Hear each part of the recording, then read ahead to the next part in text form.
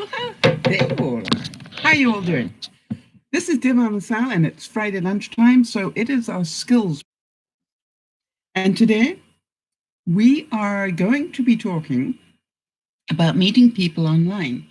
And I wanted to cover this off because during the broadcast last week, on the Friday, or I think it was on Friday, we were talking to one of our viewers, and she's about to meet somebody online that she's known for 7 or 9 years, I think. And so what we wanted to do is to make sure that we cover off both the good and the bad about meeting people online. Hi there, Jody. And so I'm hoping that it will not only help some of you, but also I'd like to get your input on both sides, because I'm pretty sure that we've both had good experiences and bad ones from meeting people online. And we're going to talk about how does that differ from in real life. Before I get on to that, I just wanted to put out some thoughts and prayers. We heard just recently that Leah, for those of you who go way back with the DearMamaSal family, Leah and her sister are on the Princess cruise that is stuck outside San Francisco and has been quarantined. And so our thoughts and prayers go out to Leah and her sister and hope that all is well. They're all apparently confined to their cabins, and that can be pretty horrific. I was thinking about at least she's got somebody to talk to. I was trying to imagine what happens to the people that are on their own, have a single cabin, are on their own and have nobody to talk to. That would be a serious threat to some people's mental health, as I'm sure you can imagine. So I wonder how they're coping with that. All right, the other thing is we do have a couple of our viewers who are recovering from medical conditions, and I just wanted to make sure that we send out thoughts and prayers for them as well, because being an extended family is a major part of what we do. And so you all know who you are, and you all know what you're suffering from. Just know that we are praying for you and hope that your recoveries are easy and going in the right direction, obviously. I just wanted to also give you a heads up before we start this program in terms of something that happened to me this week. And I got some blood tests done, and one of them came back and said that I had a problem, a major problem. And the funny thing is that I decided not to worry about it because it was 1 point off or something, or 0.1 off the norm range. And I decided I wasn't going to worry about it. If it was something worth worrying about, my doctor was going to discuss it with me. And I went off to go and talk to the doctor yesterday. And the good news was he, first of all, congratulated me on what I'd been doing about my weight loss. And just so you can see, I'm beginning to get some shape back. And he said that whatever I was doing, keep doing it. He didn't even want to know what I was doing, just whatever you're doing, keep doing it. And I thought that was pretty good. So thanks to all of you who've helped me along and keep me on track. Particularly Jody, who's taught me about my blood sugar, and also, experiments with me. By the way, I found yesterday that if you take 2 parts of almond flour and 1 part of regular flour and make that into a batter, with a couple of eggs and some milk, it makes, first of all, a really nice pancake type thing if you happen to like crepes. But it also makes a really great topping over stewed fruit. I will stew some apple, just put some apple in the microwave and let it cook. And then what I do is I cover it with that batter and then let it cook for half an hour or so until it's done. And, it makes a really nice topping. And so I thought I'd share that with you. Now, the other thing I wanted to share with you is, you remember how dirty the brass was when I got it out of the boxes. What I did was I've decided to try something online And I don't know if you can see the difference about how this one is, because I wanted to find, is there an eco-friendly way to clean brass without too much trouble? And the answer is apparently yes. Did any of you know that?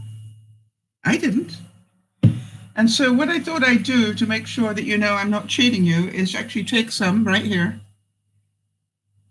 and put it on. You can see that's really badly tarnished. And I think what it does, and I could be wrong, I'm just going to let that sit for a little bit and put a little bit on here as well.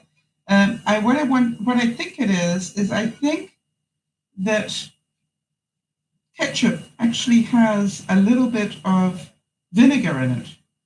And I think it might be the vinegar that cuts through. We're just going to leave that a little bit and then I'll wipe it dry. Or wipe it off just so that you can see. That is wild ketchup. Yeah, that's what I thought as well, Jody. I didn't actually believe it was going to work, and I didn't record it. I was so convinced it wasn't going to work. But as you can see, it did. I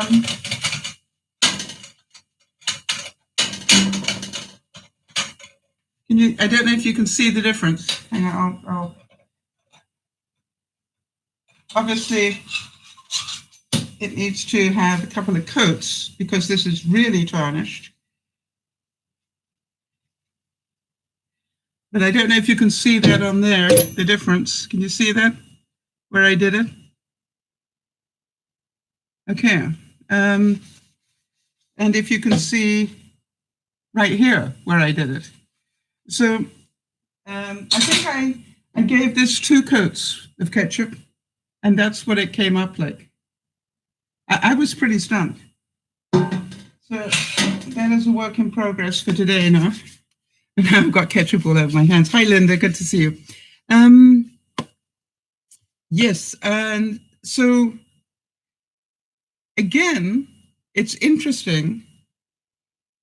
I'm going to keep trying to find these little tips online because, quite honestly, I think sometimes, you know, we've run out of the proper stuff, and so what can I use instead? And so that's it. All right, so let's talk about meeting people online and why I wanted to do this particular broadcast to follow up on the one that we were talking about with with Emma last week. The reason is because when I went to bed, I thought to myself, you know, we didn't talk about the downside of meeting somebody that you've met online and what to really be careful of. And so I thought maybe we should discuss that. And, you know, quite honestly, when I thought about it, about the best people I could think of to quote on this would be the guys from Catfish, because they have made, you know, a career out of doing this. Now, 2 things. Number one, I hear that the current season is on hold because somebody accused Neve of doing something inappropriate, which probably was about money, but we will find out. And that's why we haven't seen any Catfish recently. So I thought, you know, if you didn't know that, you might want to know that. He, of course, says that it's not true. And we would know that he is innocent until proven guilty on this one or any other one. So let's have a look at what it is that, you know, first of all, have any of you met anybody online? Obviously, you've met me. And so I think what I want you to do, you see me ask these questions a lot.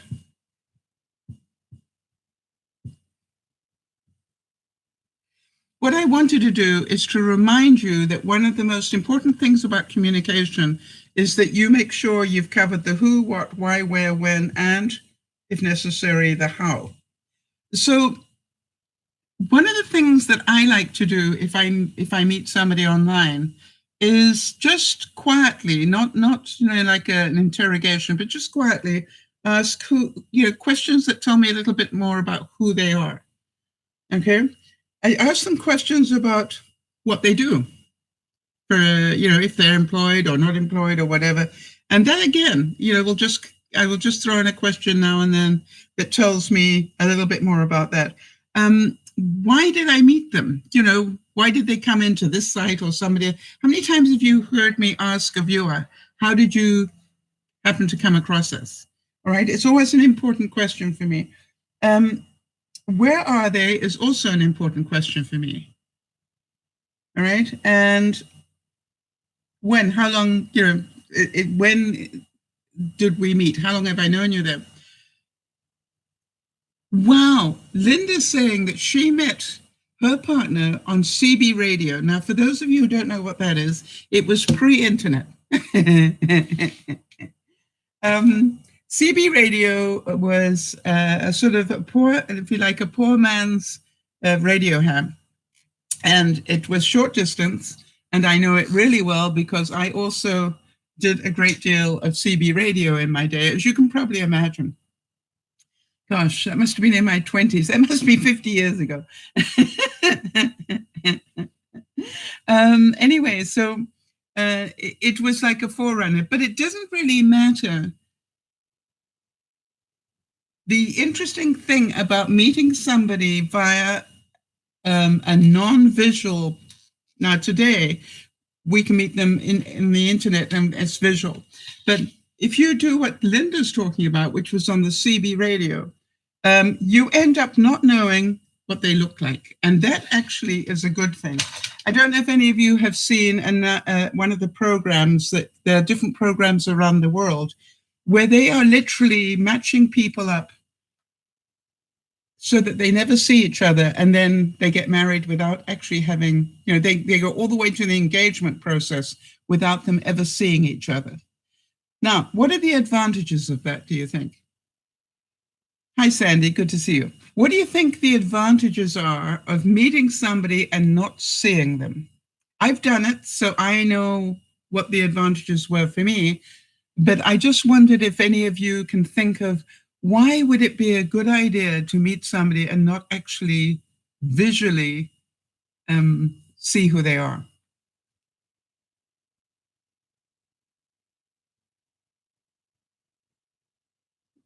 What do you think?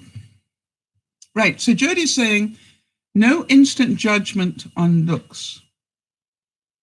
And we do that, don't we? We all do that. And what I want you all to know is that if you do it, you are just human. Linda's saying the reason that she did CB radio was that her dad was a deep sea trawler skipper. I remember you telling me that. And he needed to be able to chat from sea. Yes, so that's why he had CB radio. That's incredible. And that's how you met your man. I think that's great. So anyway, the whole thing about not making those judgments based on looks, right? And hi, Nyasha, how's your mom doing? And how are you doing? So the important thing about when you talk to somebody and you can't make those judgment calls, why is that a good thing, Jody? If you're saying you don't make any instant judgments on looks, why is that a good thing? What do you actually concentrate on when you can't be swayed by their looks?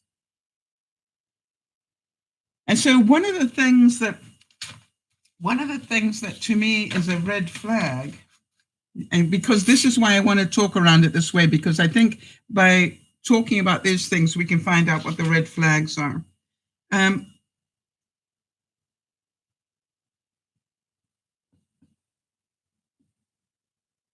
I'm going to put, that's a flag. I'm going to put looks as a red flag. If you meet somebody online and they look like they should be a model, that's really not a good flag. So this looks like a 4. Oh, gosh. We'll put a star. It's going to be so much quicker.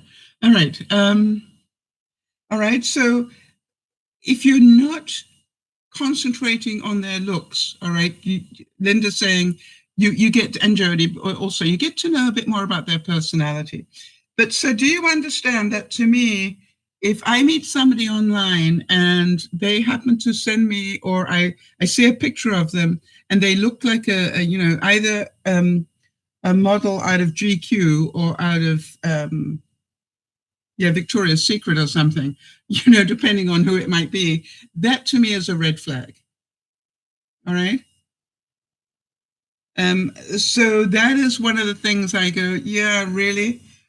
So why? Why is that a red flag? Because quite honestly, most of us look normal, right? Not many of us look like a model.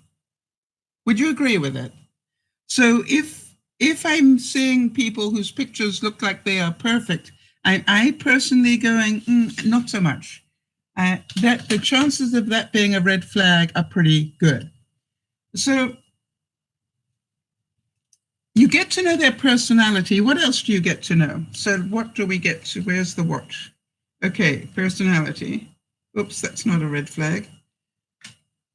And the reason you get to know more about their personality, by the way, for those of us who go way back to the beginning of the internet, we could meet people online, but we did it with dial-up. Oh, wait a minute, let's put a green one for that. We did it with dial-up and it cost us money. I remember it well.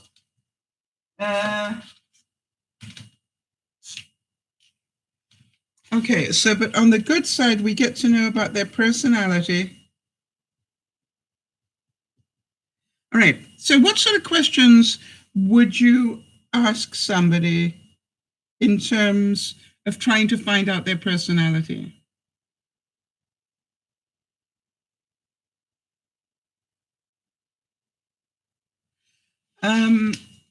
Okay, Nia's just asking, but how would the other person on the receiving end know?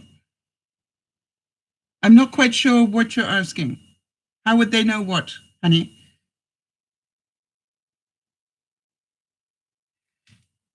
All right, so in terms of personality, what sort of things are you looking for? Let's find out. I know for me, it's do they have a sense of humor? It's really pretty important in my life. Do they have a sense of humor? Yes, Jody's also saying humor. What else? The other thing for me is I want to find out a little bit more about their values. Okay. And so, in terms of values, I want to know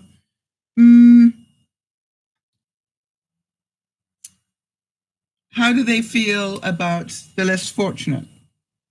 Yeah, Jody's saying she wants to find out their kindness, their empathy, and their spirituality.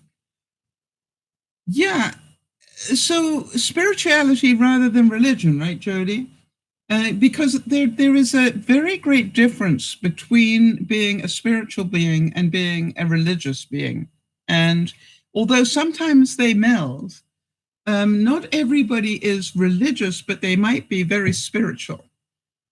And so I want to sort of define that in terms of they may not go to church every week or go to your church or whatever, but they may be very strong believers. They just don't do the church thing. They don't necessarily go with that. For some reason or another, something has happened in their life that they don't feel that way. Yes, and Sandy's saying that humor is hard to read online sometime. You know something, Sandy, you won't have met her yet, I don't think, but we've got an absolutely adorable viewer in France, Manon. And one of the hardest things in the world is to be funny in another language. And yet, Sandy, when she first came on, she was so funny in another language. So what do we know? Not only was she multilingual, but also she was capable of being funny in a second language. Now, you know how funny you've got to be able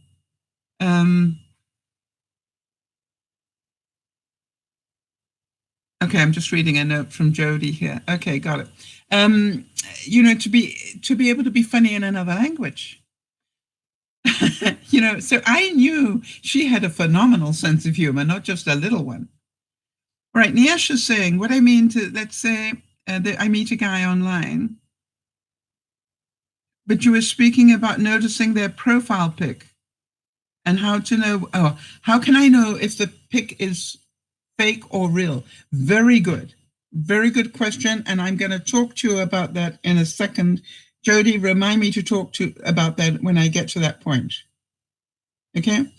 And you know something, Sandy, when I eventually got to meet Manon, which was what, about a year ago, people, that she came to visit, I had absolutely, had no qualms about bringing her to my home and letting her stay with me for a couple of days.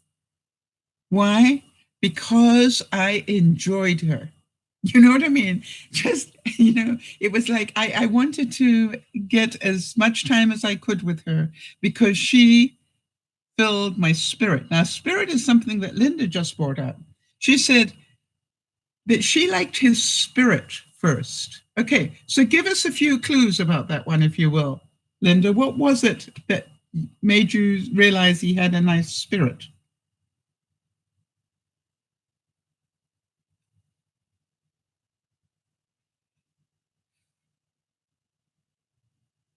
And in the meantime, I'm going to talk a bit to Nyasha. I agree with you that some people do not have their own pictures up.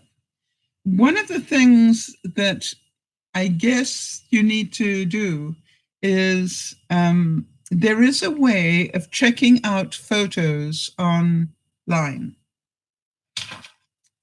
All right. And you can actually, I can't show you because I need to do it on my computer. Yeah. So Nyasha? Yeah, if they haven't given you a photo, is that what you're saying? What if they don't have a photo? How would you check? I just want to make sure I'm answering the right question. If you want to know if the picture is real or fake, if you go to Google Images and put that picture into Google Images, it will tell you if it's up anywhere else. Now, it might be up on Facebook or on Instagram or somewhere else. It'll also be a pretty good idea if it's out there 3,428 times, Nyasha, that this is not a real photograph. But if it comes up to Facebook and you go to where that link is, because it normally gives it to you, and you find out, and this is the next thing I want to talk about, how to find out more when you go to Facebook or something, right? One of the things I would look for if I followed somebody's picture back to Facebook is what sort of people are following them. All right. Now, if I happen to be trying to track on a guy and I go to their Facebook page and all of their Facebook friends appear to be female, but they don't seem to be interacting a whole lot, okay, then I would have that as a red flag. Because let's be honest, most of us have friends about, think about yourself and think about your friends. Do you have sort of, a few more maybe female friends than male friends, or a few more male friends than female friends? But I think you'll find out that you actually have a pretty fair split of males and females in your friendships. Would that be true? So if you come across a Facebook page where it's a guy's picture and all of his friends are females, I would take that as a red flag. That would be for me a red flag. All right? Because that's not normal. Because he's out drinking with the boys or out sailing with the boys, and I'd be looking for pictures of him with other people. That's what I'd be looking for. Not just the glamour pics. So if the pics, when you get to Facebook, are more pics about the 12-pack or the, how gorgeous he is, red flag. But if in some of the pics on Facebook, he's not looking so hot, he's looking, drunk while he's in the bar with his friends or whatever. That's more realistic, because I think we all end up with some pretty interesting photographs on our Facebook page.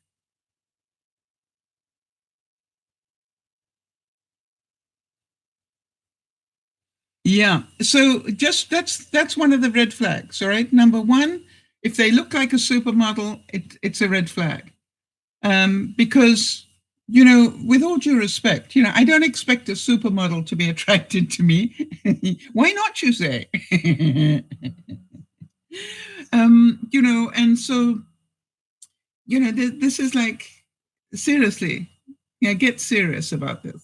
And so to me, it's about think logically. I had one guy who contacted me just by the fact that I've got pictures up on Facebook. I can remember one guy contacted me from Houston or somewhere. And, I sort of said, well, why me? Well, you looked pretty. And I'm going, okay, what do I know about this person? They are interested in my looks, not in my mind, not in my values. And that was the thing that came back, right? When we were talking about when I'm looking for your personality and stuff, we're not just looking for humor, we're looking for their values. What do they value in life? Nicholas says Sal is a supermodel. Well, Nicholas, how can I prove you wrong? No, I wouldn't want to prove you wrong. But I have lost weight, Nicholas. Look at that. See that? Beginning to get some shape back. I'm so excited. All right, so Niesh is saying, oh, thank you so much. And what about online dating? I've heard how individuals meet men online, but I'm often thinking and wondering, how do I know if they're genuine or not? Quite honestly, Niesh, you don't. And that's why I'm trying to do this particular broadcast to give you some heads up what to watch out for.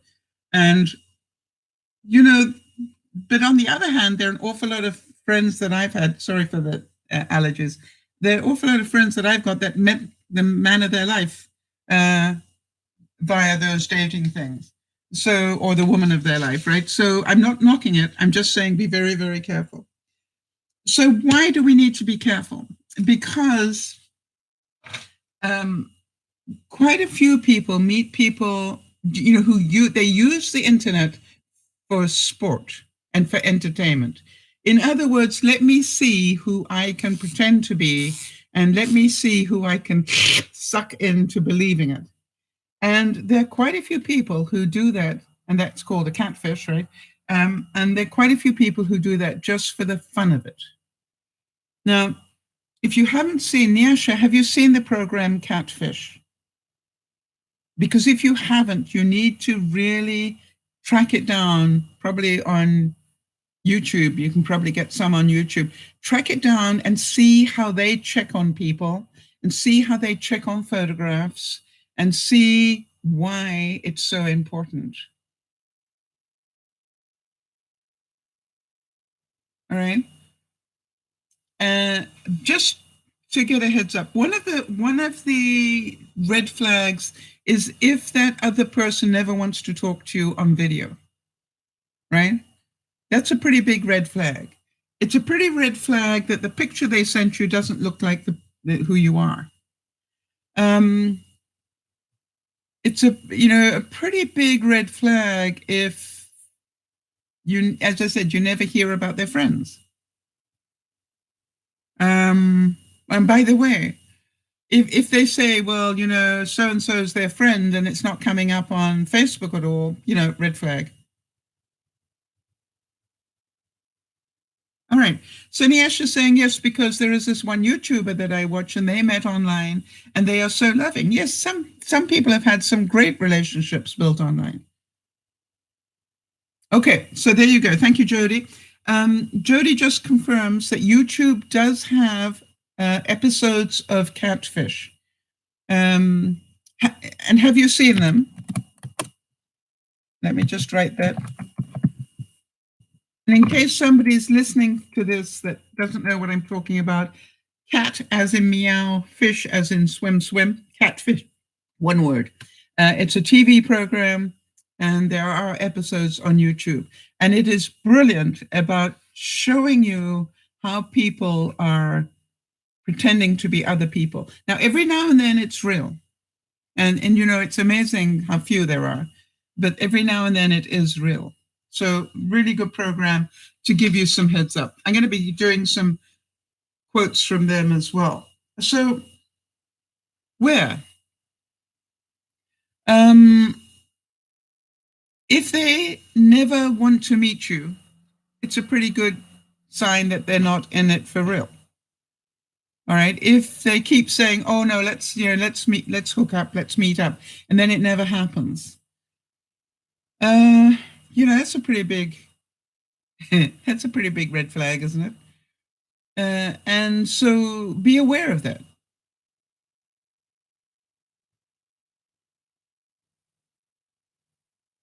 And when? I would recommend not meeting them too quickly at all. The guy that I met online, and I met two different guys online, and I met them both. And the first one I probably spoke to for 6 months, and spoke to online and then by telephone. And by the way, that telephone call needs to go both ways. In other words, be aware of the number that's coming in from this person, and then make sure that it's okay for you to call that number back. You see, if they call you from a number, but they don't want you calling back to that number, there's a good reason why. All right? Maybe they don't want the wife to find out about you, or, whatever it is. All right, so Niyasha is saying, I used to be so naive when it came to topics like this. As I get older, the value of being safe online and in reality is my main concern. Absolutely. It's not a movie, Niyasha. Catfish is actually, they did make a movie maybe, but it started with somebody making a movie, but then it turned into a whole series. There are online episodes of it. All right. I think it did start as a movie. Funny you should say that. I think they made a movie and then it turned into a television series.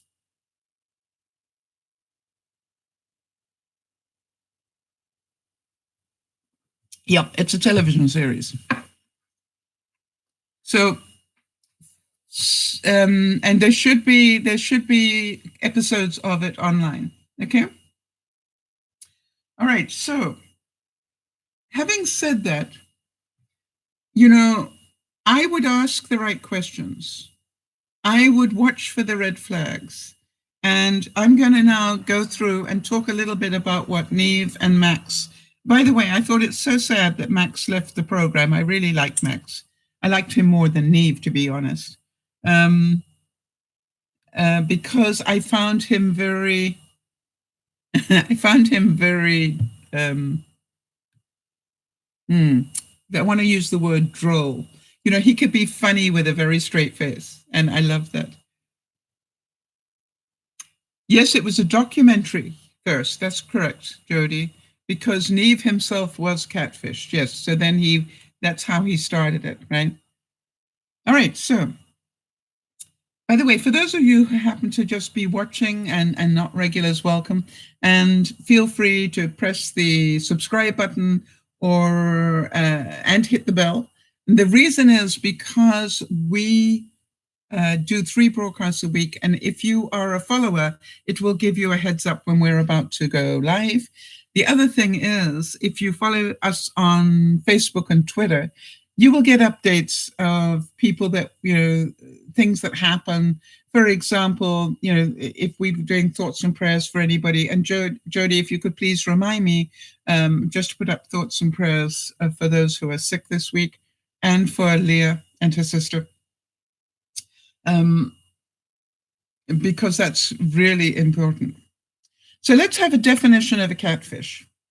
To catfish somebody is to lure them in, and to lure them into a relationship by means of fictional online persona. That means you're pretending to be somebody that you're not.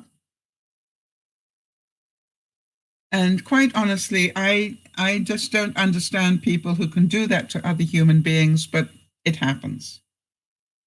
And by the way, one of the things that they said was don't assume that only stupid people get caught with this. Because, as Neve himself said, he considered himself a pretty smart cookie, and yet he got caught. And you can talk to a lot of people who are smart and that got hooked in as well. So how do people hook you in? That would be the question. Anybody got any ideas? How do they hook you in to thinking that there's somebody that they're not? That's what I'd like you to think about. One of the things is they use your emotions, all right? They either talk a lot about how sad their life is, and it's so nice to have somebody to talk to that understands. Oh, my wife never understood me, or da da da da da. These are all things that are trying to get to your heartstrings, right?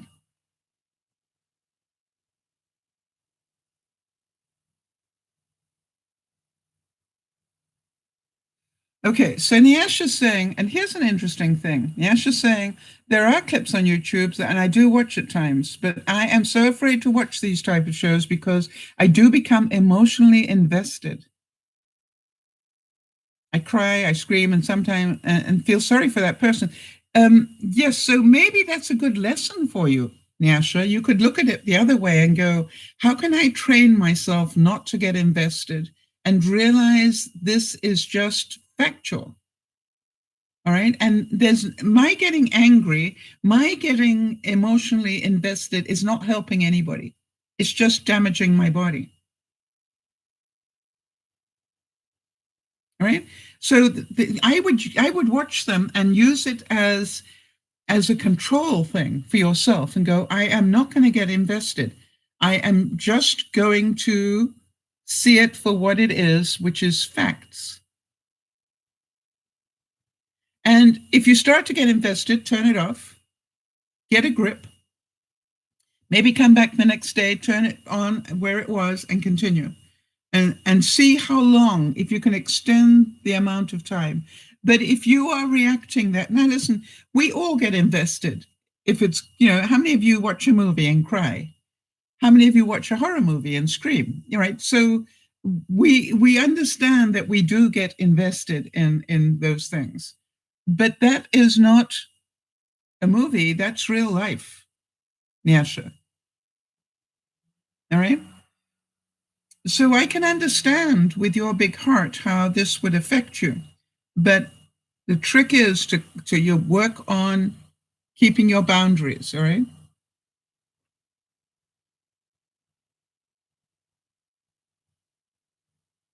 All right, so that's all training for you. If you can see it as training, and then, as I said, if you lose control, turn it off and go, I lost control. I don't like that, right? I don't like losing control. I want to be in more control of my emotions. Now, I watched the Kobe Bryant memorial and cried my heart out. So, but that was real. It wasn't make believe stuff. So let me just see here.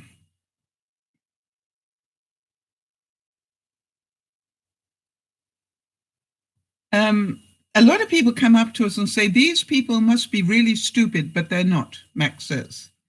The truth is, most people don't have somebody to talk to so they go online, and then meeting somebody on the other side of the country gives them one outlet where they can be honest about who they are and tell somebody their secrets and have someone tell them everything will be okay and to listen to them. It's an added bonus for us. All right. So if you're lonely, you're also vulnerable. I found out that if I'm not lonely, I'm not vulnerable. You know what I mean? Like if I've got real friends as well as online friends, if the only friends I've got are online, I'm not, then I'm vulnerable.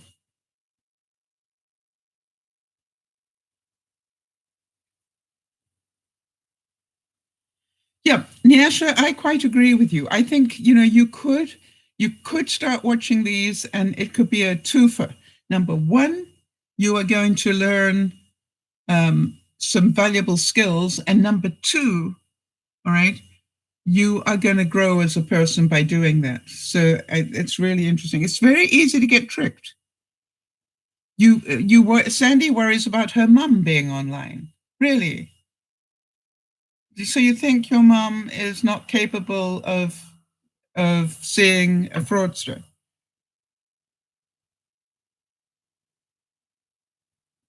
Because if you think that, then make sure that she's watching Catfish and all those episodes and learning what to watch out for. All right? It's not that she can't do it. It's about make sure. And by the way, there's nothing worse than um, a daughter telling a mum that she doesn't trust her intelligence. So be careful.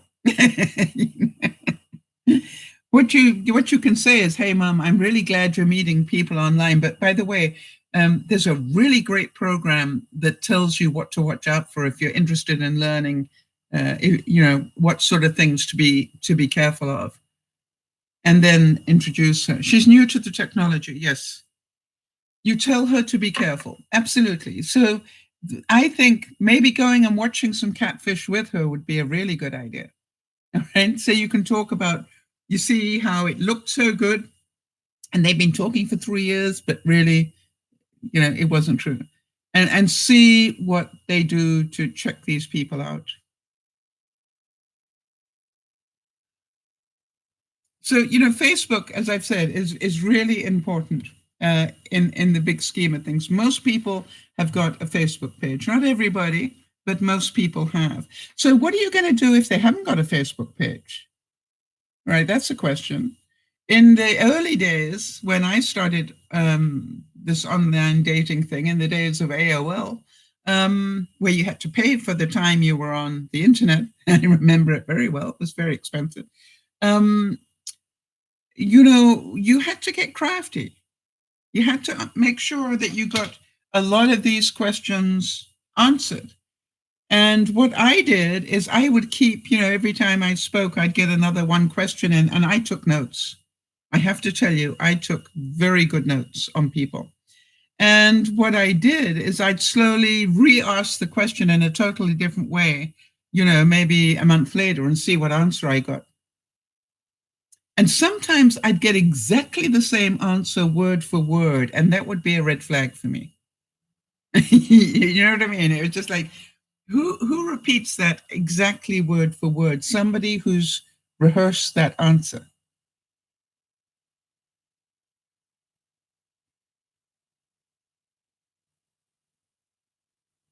Yeah, so Nyasha, keep working on what you can do. That's quite right. Now, don't work on what you can't do. Work on what you can do. And also, as soon as you get triggered, go, okay, stop that. That's not healthy. Now, let me get control back. And when I've got control back, I'm going back and I'm going to keep doing that until I don't react this way. That is how I'm going to train myself. It's just an idea. So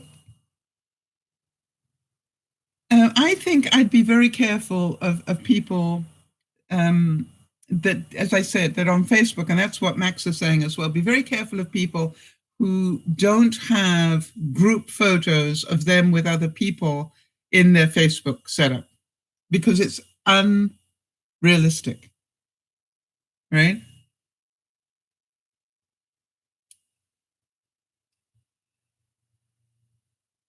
All right. If they just want to hook up, all right, Max is saying they probably have ulterior motives, all right? So be careful. Don't meet up with people very quickly. All right, Neve's saying, yeah, many people use websites just to have fun, but it could be a tactic.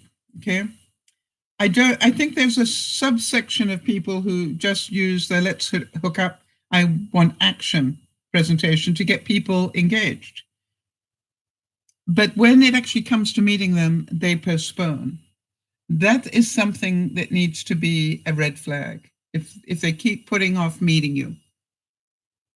All right. And also I would stop. Yeah. If I got that brush off a couple of times, That's a huge warning sign.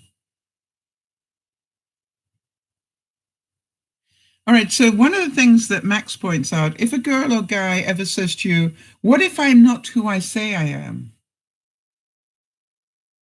in the pictures? How would you react? Well, that's pretty obvious. That's a red flag, right? If they're already saying, what if I don't look like my picture? Yeah, what else do you know? They don't tell the truth. They also don't have the self-esteem to put their own picture up. Is this somebody you want to be around? Because if they lie about what they look like, what else do they lie about? I always like the way Don Lemon on CNN says that his daddy taught him, if you lie about the small things, you will lie about the big things. Or if you lie about big things, you'll also lie about small things. You know, it's just like there are no small lies, they're just lies. Right, so be aware that if they want Skype, video chat, or talk on the phone, just get out of their line of sight, right? Get away fast while you can, before you get too hooked. Because it's so easy to do today, right? With Skype, with Hangouts, with all, you know, now with Facebook, you know, it's so easy to do. If people don't want to do that, guess why?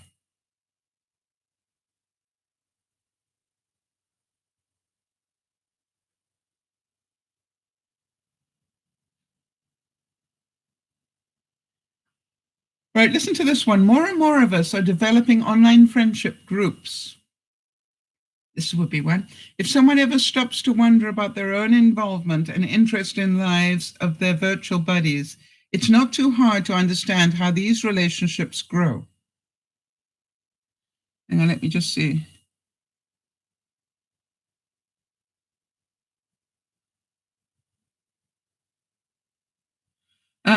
Okay. Nyasha, YouTube has blocked that comment because of the last word that you used.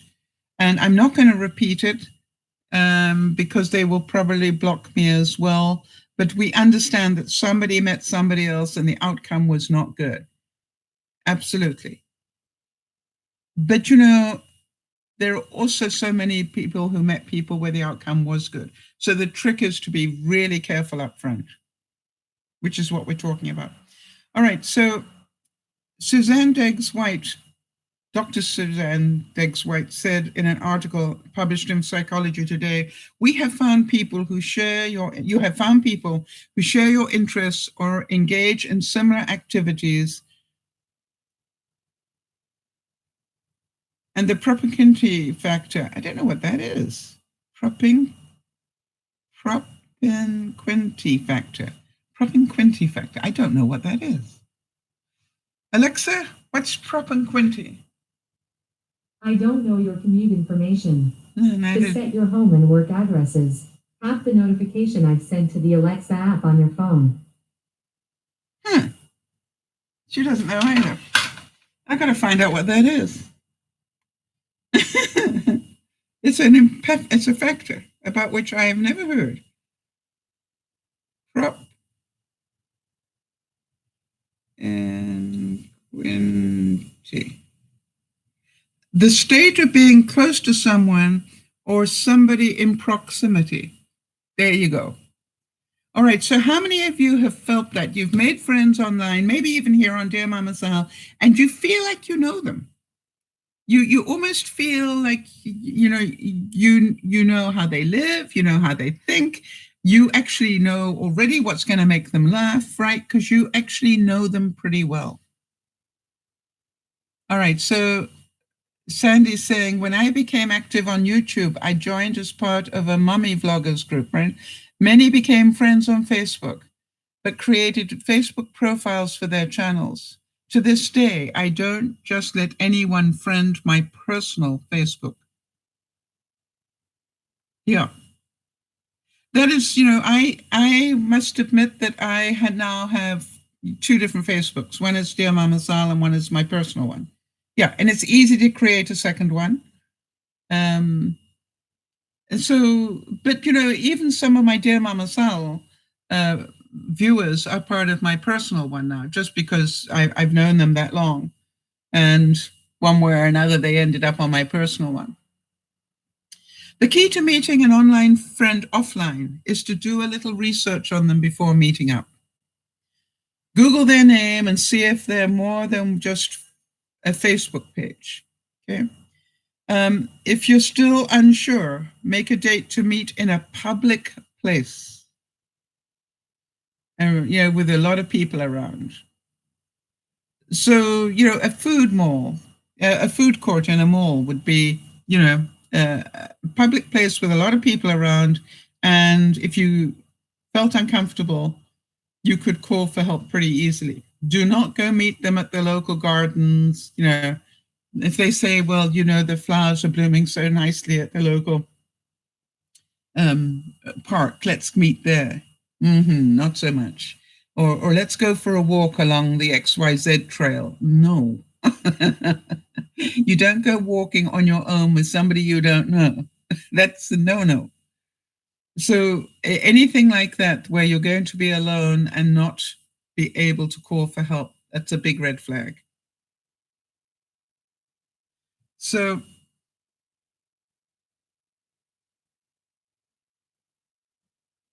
yeah, and Nyasha, but here's my question. Nyasha's saying certain individuals can be so deceiving, but that is true in real life. How many of you ever met any? And let's find out. Jody, how did you meet Lionel?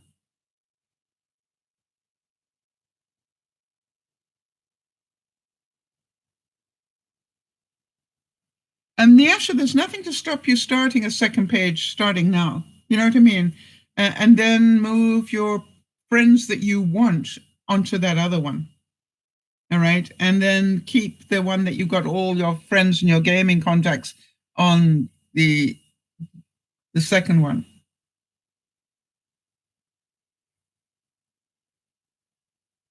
Just don't, just get them separated in some way.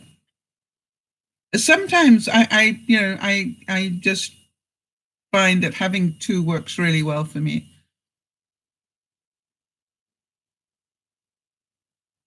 And funny enough, I probably get up in the morning and check my DearMamaSal ones before I check my personal ones, but that's just my reality.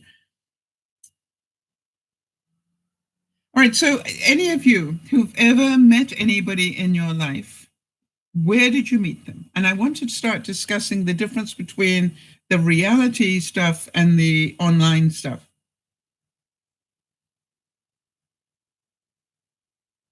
All right, yes. So Sandy is saying, just be careful because Facebook can challenge and close one of the profiles if they think it's fake.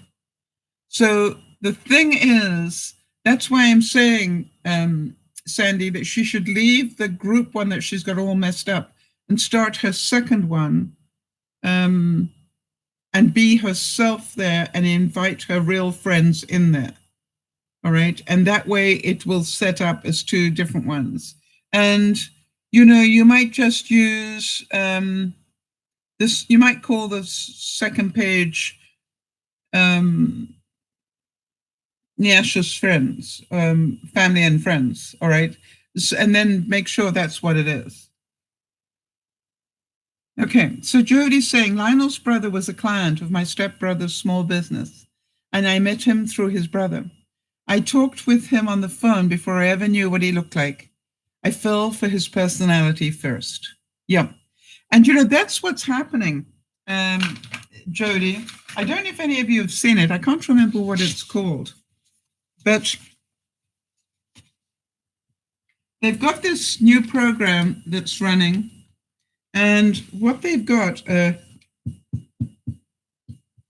two pods like this.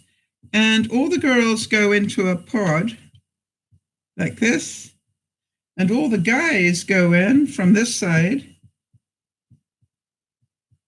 And they cannot see each other. And then what they do is they swap them around and so forth. And pretty soon, it's amazing how quickly, the one will really interact with another one on a very deep level. And like within a week, there are people engaged. It's amazing.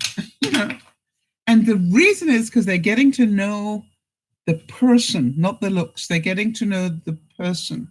But there also are some problems with that because, for example, I remember meeting somebody once on a real life date, and they looked like they were quite a nice person until I went to dinner with them. And this you can only find out in real life, right? That he was going like this for waiters and screaming at them, and he ate with his mouth open all the time, and I just went, let me out of here.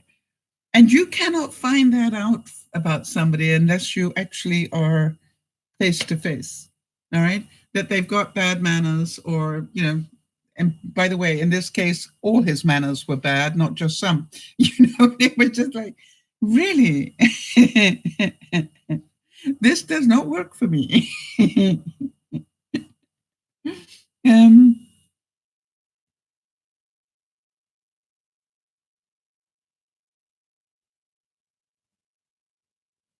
all right, so Anisha's asking, can they be moved without resending a request? No, you can send them a request from the new one and just say, I'm starting a separate page that is just for my family and friends. All right. And just make an extension of your first one. Start a second page that is only by invitation to your family and friends. The DearMamaSal page is an extension of my personal one. Does that make sense? So I got my personal one, and then the DearMamaSal page I actually did as an extension of my personal one, so that you might be part of DearMamaSal, but you don't get into the other one.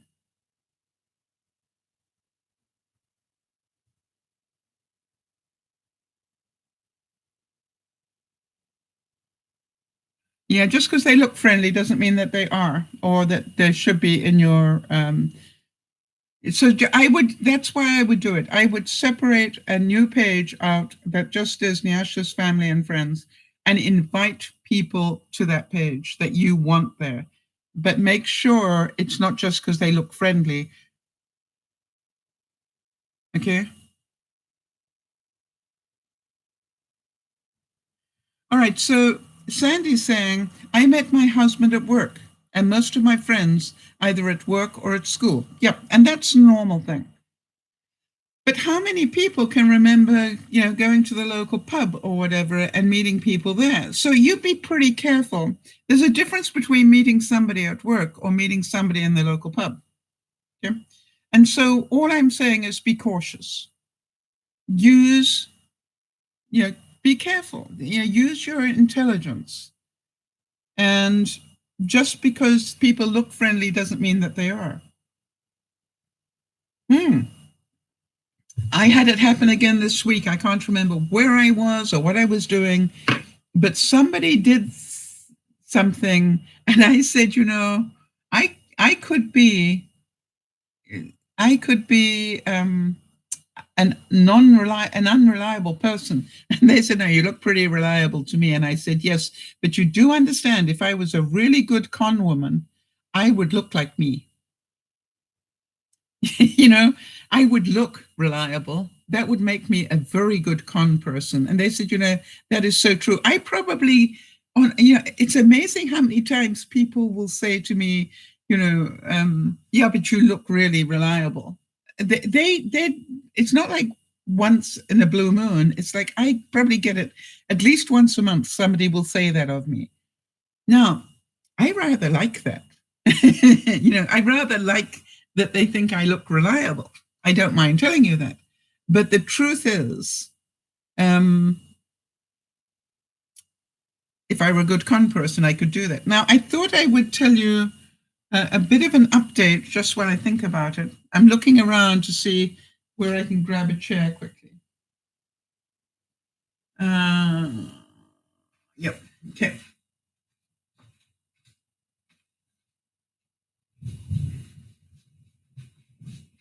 And I need to put the chair this far back, so otherwise you won't see it. Yeah, that's what I thought.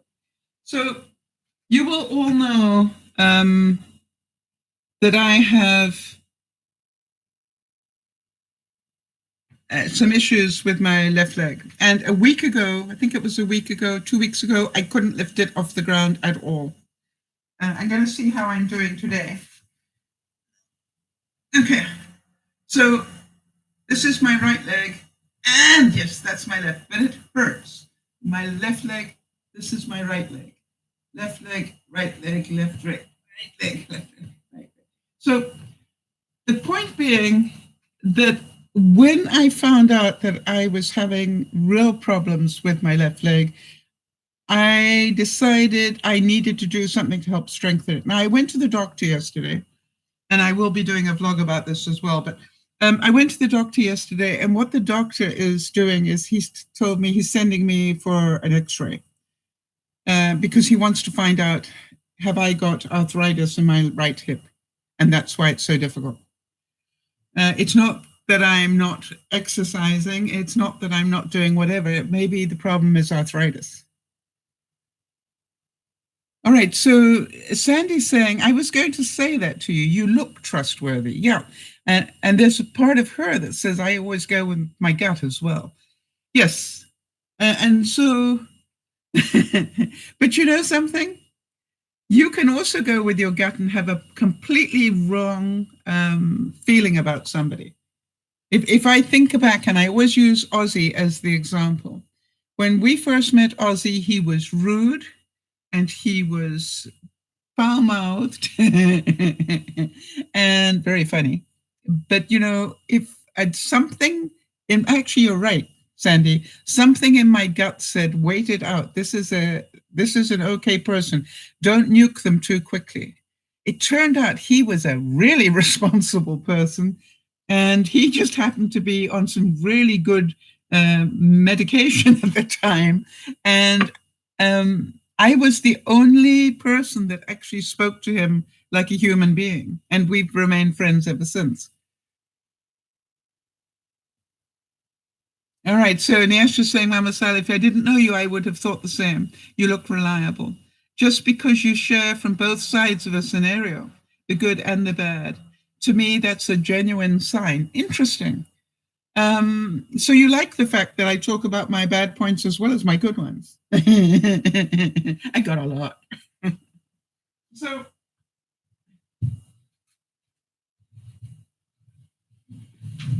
hang on a sec.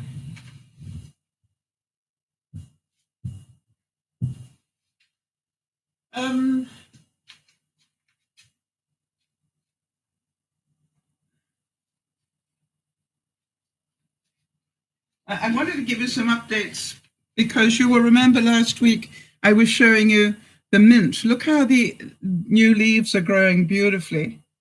All right. Now, I haven't got any more roots growing at the moment. However, this one suddenly sprung big roots. They got to about this big. And when the roots got to that big, I decided I'd actually plant it and let it have its own life. So I thought you'd like to see that. And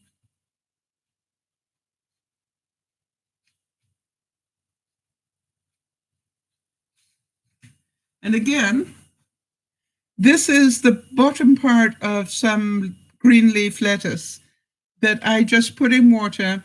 And once it started to grow roots, I planted it in its own container. And look at it already. This is in a week. Right?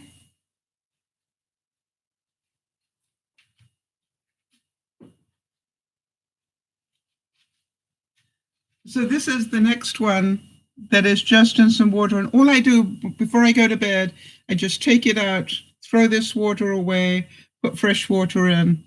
And this one's starting to grow already as well.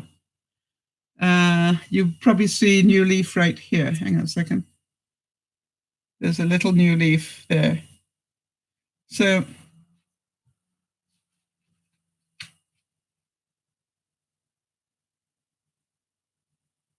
and you all know about green onions, right? Green onions, I probably buy once a month. So what I do is I buy them, I immediately put them into water and I cut them. Can you see here? I've cut here and here, and already this is the new growth. And I just keep cutting my way around them. And again, every night I just put fresh water in there and they will keep growing. And they normally last about a month before they get yucky, and then I just throw it away. Right.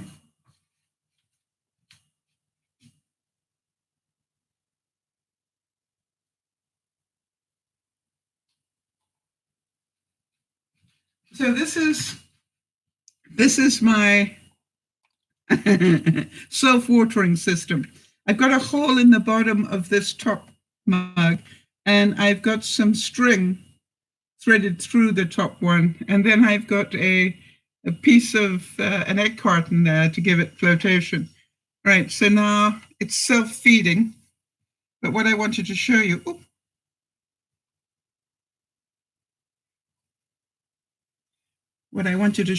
is, can you see the roots? Only on one of them so far. Okay. So exciting.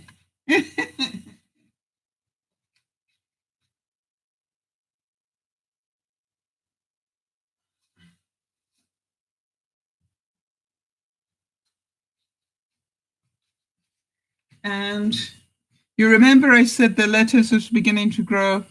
I've got 3 growing and 2 not looking so healthy. As soon as it gets a 5th leaf, right, at the moment it's got 3, 4. When it gets 5 leaves, then I think I can transplant it into its own. It'll be strong enough to transplant. But of the 5 that I planted, 3 are good. One is sickly, but still alive. The other, no, I planted 6 seeds. So one is pretty sick, really sick. Then 2 are sort of, one is not well. The other one is recovering, I think.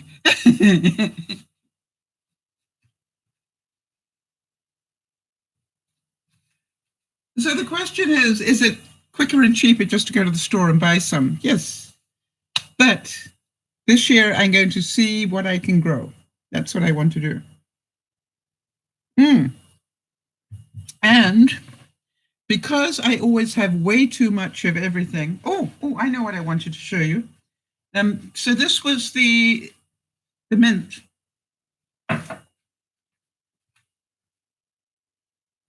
So this week I bought cilantro and I've got it in water. It appears to be regrowing already. Don't know if you can see. We'll see. Yeah, fun experiments, you know me. That's what I do. Always experimenting to see what is possible. The reason I got upset with the cilantro is because, you know, you get this big bunch. Now, as a single person, what are you going to do with a big bunch of cilantro? So what I did is I stripped all the leaves. That is the trick. Strip the leaves off. And then that's what I did with the mint as well. I stripped 90% of the leaves off. The only leaves I left were the ones at the very end. And look how it's starting to grow new leaves. All right. So this one with the cilantro, I just ripped all the leaves off. I am not sure if it will grow, but it was such a big bunch. And I'm going to waste so much. So what I did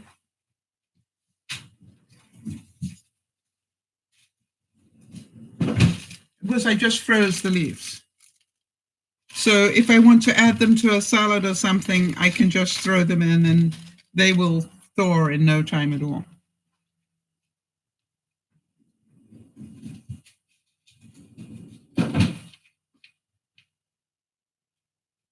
And the mint leaves, I think I showed you this last week. The mint leaves, I just drop a few into water and they last a whole week like that. And all I'm doing is when I fill up my water bottle, I throw a couple of mint leaves in. Make sense? Nyasha, did you see the story about brass and tomato ketchup? Just to let you know, I cleaned this brass jug with ketchup. And this is what happened. I know you like to learn these things.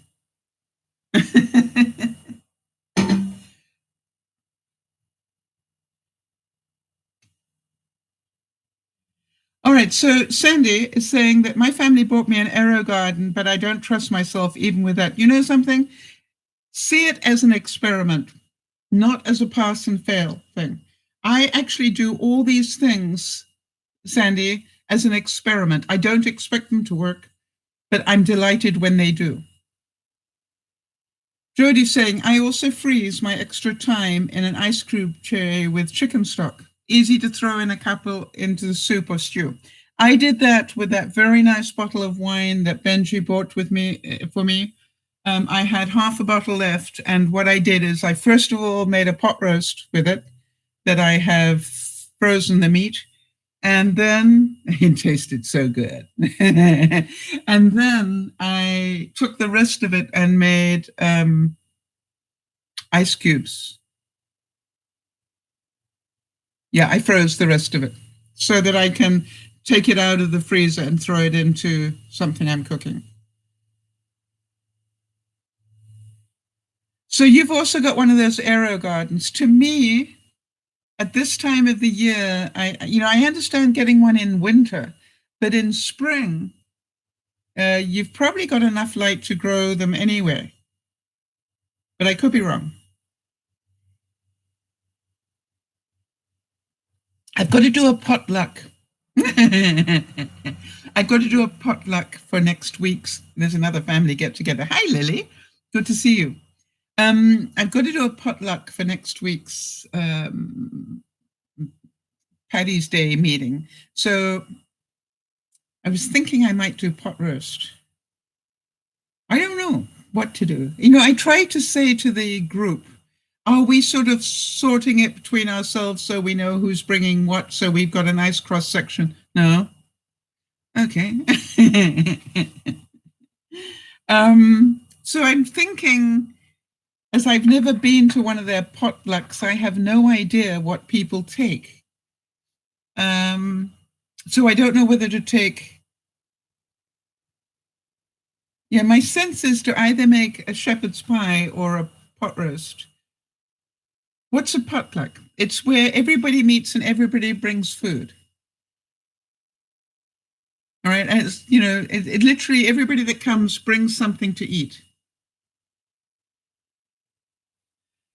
Yeah, Irish soda bread would be an idea, but again, I'm not a big fan of soda bread. I thought about making Irish stew, but I thought that was a bit obvious. I'm pretty sure somebody else will do that. So that's why I'm thinking maybe a pot roast would be a good idea. I'll have a better idea after this. Once this potluck has gone, I will have a much better idea of what to take to their potlucks. But I can't believe that they don't say, okay, well, I'll do the salad if you'll do this and do that, and I'll bring dessert or whatever. No, just bring whatever you want to bring. Sandy is saying, I'm a little bit jealous of all your social gatherings. Well, Sandy, you know how hard I'm working at doing this, right? I intentionally came to this sort of community because I thought it would have social gatherings. And that was so that's one thing, I made that was one of the reasons why I moved, was so that I could be in a social type situation, but not all the time. I chose to join the craft group on Mondays. I just dropped water on my recharger. It's probably not good for it. Well, we'll let it dry. And I'm making a point of inviting my friends over. Yes, it is important to get out and socialize. Lily, I make sure that I get out of my house at least twice a week. And I don't mean for the social events, I mean out and about, you know. I will make one day the day that I go to Walmart, and one day that the day I go, you know, like yesterday I went out um, and I interacted in the real world, you know, when I went to the doctors and so forth. By the way, I was asking my doctor's office how they are doing.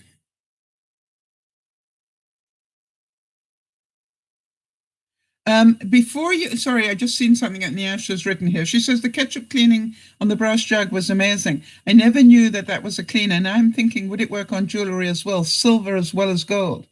I would make sure I check that on YouTube or on Mr. Google.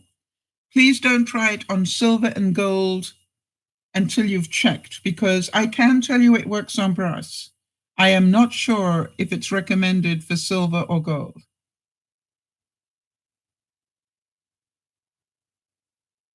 So unless you check it first, don't do it, please. I don't want you, ruining some really nice jewelry without checking it. Just Google, can I use ketchup to clean jewelry? And it'll probably tell you. Yes, I'm wondering whether it would pit the silver as well. That means that the acid would eat into the silver a little bit. All right, so hold on a second. Alexa, can ketchup clean silver? Here's something I found on reference.com. Vinegar can be used to clean silver when it is mixed with baking soda. All right, so Alexa says you can use it if you add baking soda to it. Interesting. So do a bit of research. Yeah, so just please don't use it on gold and silver before you've done some research.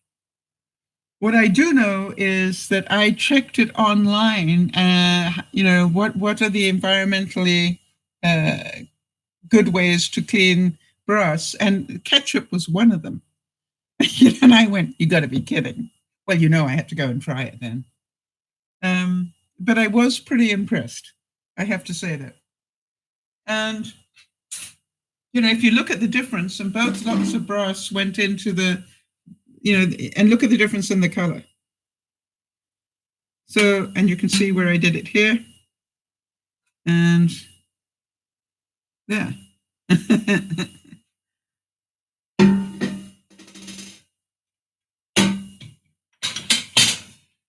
The other thing was I went to the doctor and I talked about, obviously, the coronavirus. And one of the things I love about my doctor and his receptionist, they are both very pragmatic, practical people. And I said, are you personally, as the doctor's receptionist and a doctor, taking any special precautions? And she just looked at me and rolled her eyes and said, no, what's the point? And, I said, well, a lot of people are panicking. And I said, but they're still going shopping at Walmart. It's just like, think about it. You can not go to an open air event. All right. But you are going to go into a closed, air conditioned type place, which, breeds bugs, like Walmart.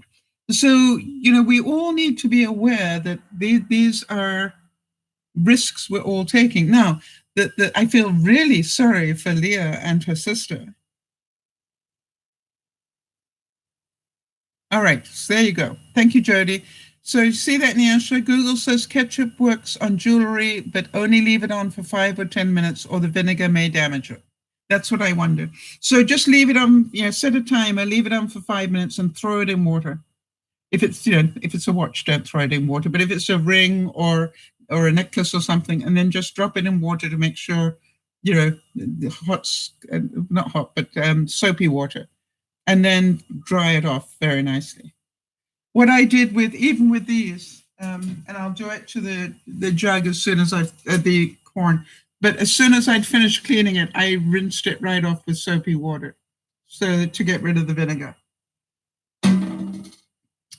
All right, so the thing about the coronavirus, somebody, if you think about it, I'm more worried about Leah sitting in, that ship outside San Francisco than I am about going to my local store. I think that she's got more likelihood. And it worries me with Leah because she's got underlying issues as well. So, it's very difficult. And as we've said, buying a mask is really not going to help you. The best thing that helps you, I think? I think what you do for your own immune system is going to help you. In other words, eat as healthily as you can, get as much exercise as you can. The coronavirus hits you, your respiratory system. So I'm probably more at risk than a lot of people because I smoked for so much of my life. But it's been 7 years since I smoked. So therefore, the chances are my lungs are that much healthier than they were. Plus, one of the things that I look at is, how is my general health? Right? And I think my general health is pretty good. By the way, my doctor did say, my doctor is not what you might call big into bedside manner stuff, right? He's a lot like Doc Martin. If you ever watch that program, my doctor, he tries, but he really isn't good on that. So anyway, so he said to me, Sal, I don't know what you're doing, but keep doing it. And I said, good. You see, because what I do now, and this is what I love about today's technology, is I literally, I know that he's very pragmatic and deals with facts rather than ideas. And, I just literally, I'm just going to show you what I do. Hang on a second. And he'll say, oh, by the way, my blood pressure was up a little bit. But, that could just be what they call white coat syndrome, which means that just because I was at the doctor's. But it was, I think, 135 over 80. It's normally 130. All right, so I literally, I will say, well, I've dropped 10 pounds. Actually, it was 15 pounds, but I put some back on. How much did I put back on?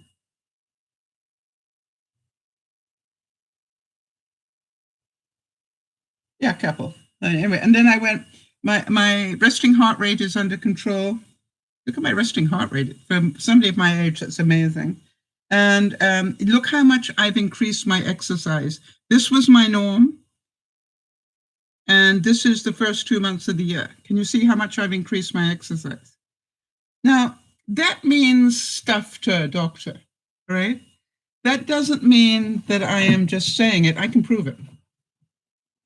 You see, that is the whole thing. Don't say you want to do something. Can you prove it?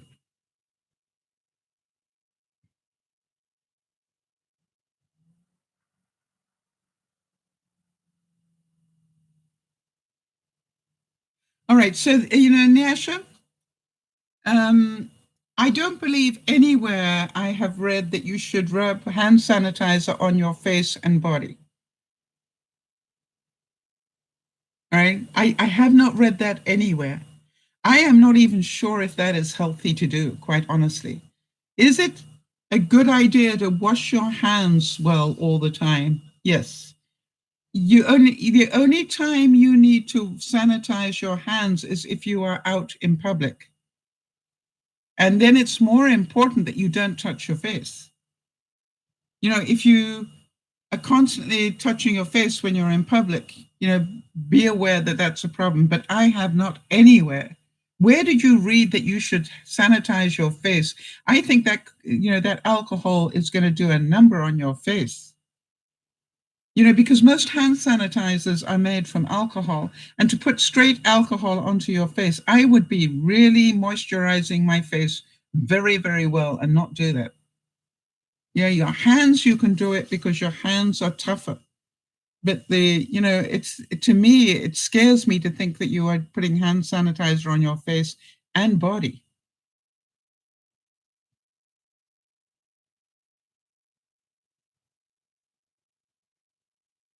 You've heard that the germs enter on the pores of your body. Where did you hear that? As far as I know, the germs enter through your nose, through your mouth, through your eye, anything that is open. Mostly the germs come in through inhaling, right? Through your nose and your mouth, which is why people... So where I have never heard that germs enter into the pores of your body. I could be totally wrong, but I have never heard that. So did you hear that from the Mayo Clinic, or did you hear that from some scare site?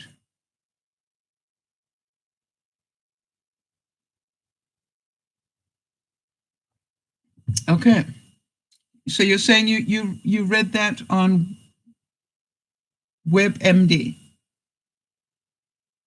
Yes, but there are a lot of, there are a lot of websites for health that are not necessarily reputable. Yeah, and Jody's saying the same, right? Hand sanitizer is very drying, Nyasha. It is quite harsh. I personally don't think you should be doing it. I don't either. But if you want to do it, you're an adult. That's your choice. But I would not put hand sanitizer across my body or my face. But I'm trying to think what would be an alternative if you're worried about that. Maybe some hand sanitizer in a moisturizer. I would do more research on it. Is it safe to put hand sanitizer on your body? Is it safe to put hand sanitizer on your face?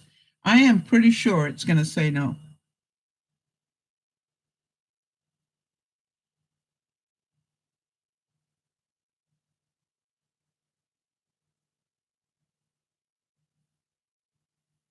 All right, so I hope you're not rubbing hand sanitizer on your mother's face and body, because that could really harm her. All right?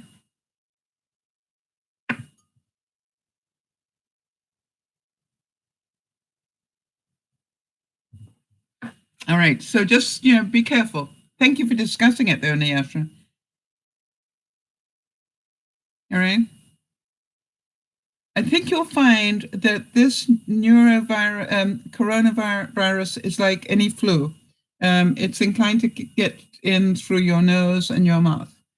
That's where it really it gets past. And the reason they say to sanitize your hands is because we touch things and then we scratch our eye, and that, or we got an itch on our nose.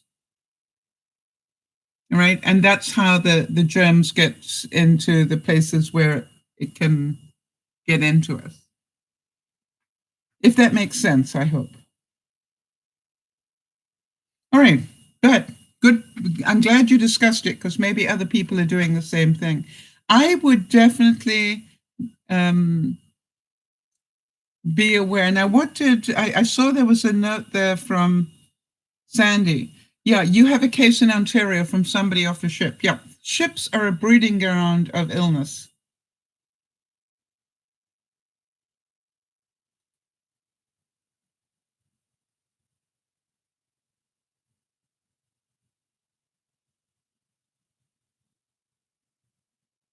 Yeah, I would check it out first, Nyasha. Right? Yes, absolutely. Use it on your hands. If she goes to the doctor, she should. I carry. Hang on a second. I thought I had some here. I carry a little thing like this on my keychain. And whenever I go out into public and I've touched a public door, that I will just put a little bit on and clean my hands. No problem, Nyasha. Just check it out, honey. So if your mom's going to the doctor, you can, if you've got sanitizer, put it in a little bottle of some sort that she can take with her. And just, whenever she touches a doorknob or something else, make sure that she sanitizes her hands. That's what she needs to do. But if she's at home and nobody's coming to visit her, and this is, it's like you don't need to do that. She needs to wash her hands well, just in case. All right. So the scary part about it is that it's getting so big. And the scary thing about it is there will not be enough kits to test everybody. Right, now that's clever. Sandy's saying she always carries her own pen with her, and I do too, by the way, carries her own pen. So if she has to fill anything out, she's using her own pen, not one that everybody else has used. I would think, a lot of us are beginning to take our own straws, to places, all right? Think about that.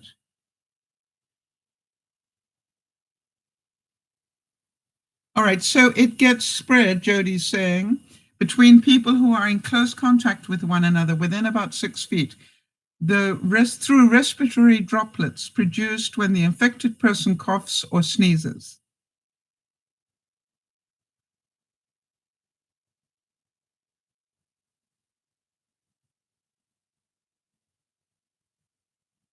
All right, so Niash is saying, I'm very concerned about my mom. Her thyroid glands are removed. Yep.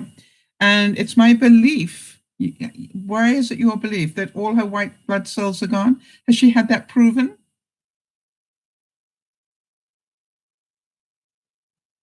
It's your belief that her white blood cells are gone. If you haven't had that as a fact, do not go there in your mind, right? And she won't be able to fight any cold or anything. Yeah. Right, so the droplets can land in our mouths or noses of people who are nearby or possibly be inhaled into the lungs. Right, and that is why the lungs are the most vulnerable.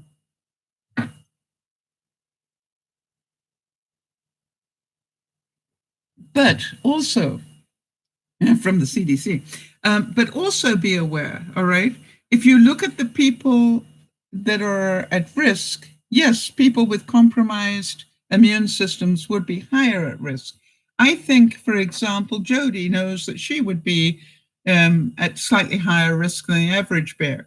I would be, just because of my history of smoking and my age. But quite honestly, I don't feel like I'm at risk because I'm healthy. Now, if I were already sick, that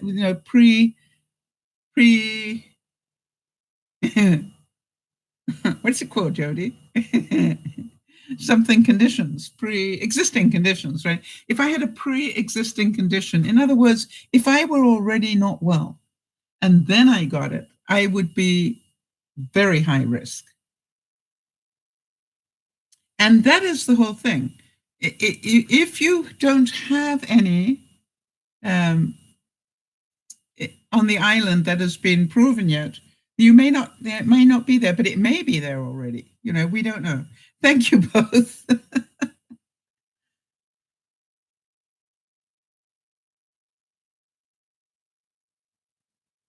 All right, so Nyasha, I want to tell you something, and I need to hit you with a 2x4, please. I need permission to hit you with a 2x4.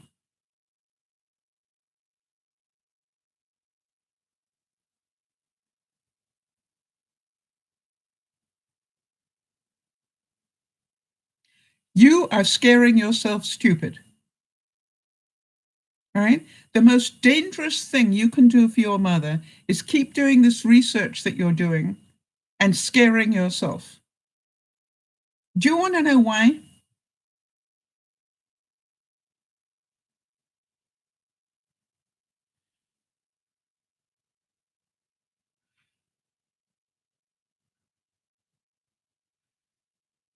Is your mother taking any medication to combat the fact that she does not have a thyroid anymore, because I take that medication. All right. And, therefore, to say that she hasn't got a thyroid and it's responsible for controlling our body's temperature, and with both of them gone, you're scared for her. Yeah, both Jody and I take medication because of our thyroids. All right.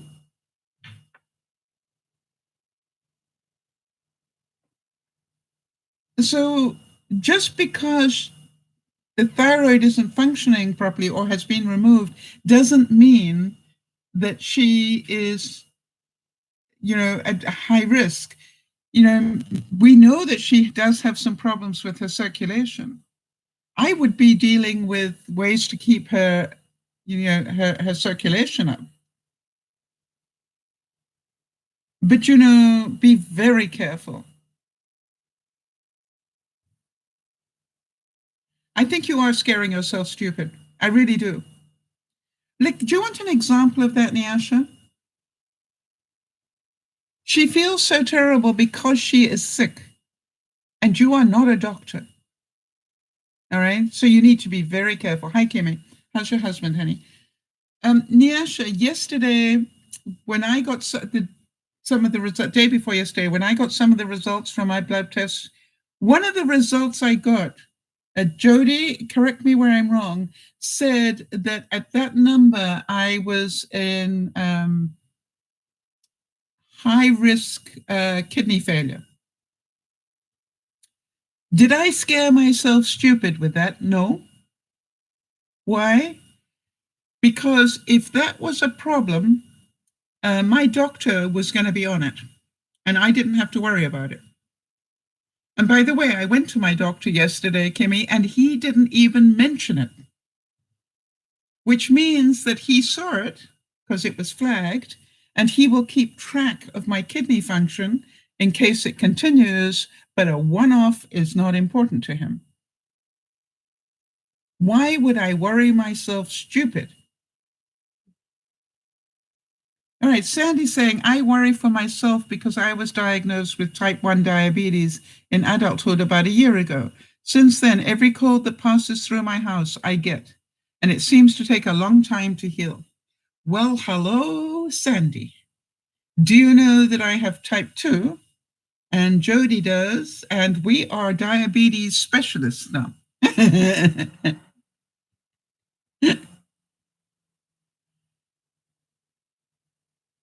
All right, so Kimmy's saying, I got sick and they did not test me. They just told me it was the flu and I had the flu shot. Well, let's be honest here. Is the coronavirus a type of flu?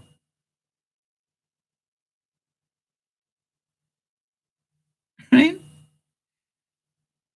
Think about that. Is the coronavirus a type of flu? Sandy said, I was following you when I found out. Yes. So,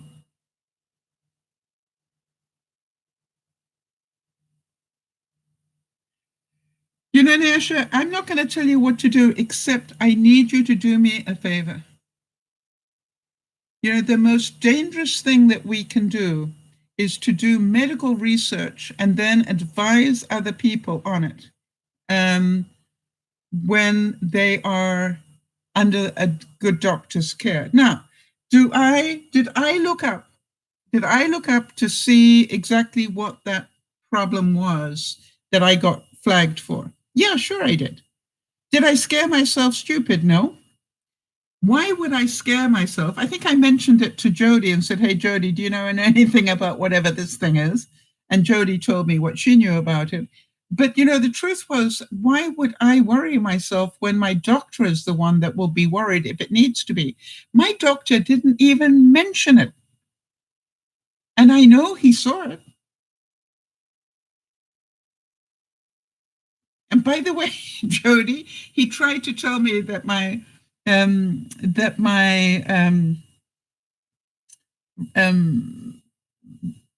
glucose level was 8.5. And I said, yeah, try it on somebody else, Mark. You know it's 5.8, and so do I. And I said, I think I'd like to remind you that the last time I came in, I told you I was going to try and get it under 6. And that's when he said to me, you're doing great. Keep doing whatever you're doing. But I must admit that my fasting sugar reading is still high. All right. When I have a 10-hour fasting, it's still a point higher than it should be. And I don't quite know how to fix that, except I'm working on it. I think as I get thinner and healthier, I think it will automatically drop, but I could be wrong.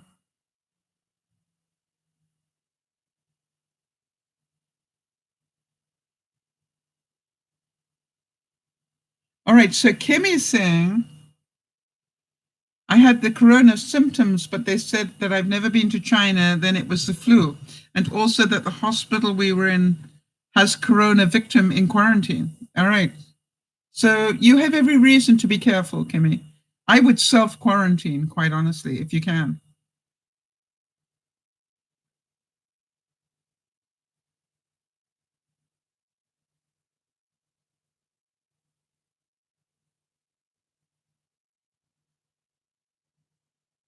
Yeah, you see, this is the whole thing. Jodi's right. Jodi's saying Sal went home with her day, Nyasha. No worry and certainly no panic. And she said the doc will contact me if necessary. I knew I was going to be talking to the doc, and I knew if there was something that I was in critical danger of, that he would be going. He was more concerned about my left hip than he was about anything else.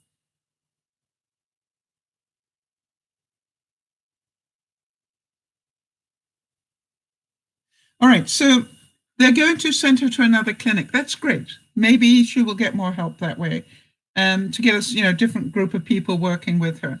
I'm glad to hear that, Nyasha. But really, really, if you want to know how to help her warm her feet, that's good stuff to research. But don't you go putting, hand sanitizer over her body, um, that without checking to see how much damage that could do. Her skin could already be vulnerable, and that would be dangerous. Okay.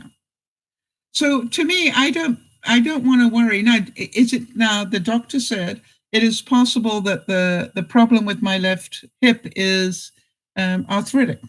All right. And that's what he wants to see is there a problem with my left hip in terms of arthritis? We but all know it's very sore. No, I even would go as far to say painful. And I don't want to hear that I've got arthritis in my left hip, but it may be what I have. So again, do I panic? Or do I do exactly what I'm doing, which is to do all the exercises I can to help strengthen that hip? Anyasha is saying, I'll try to be less of a worry to myself.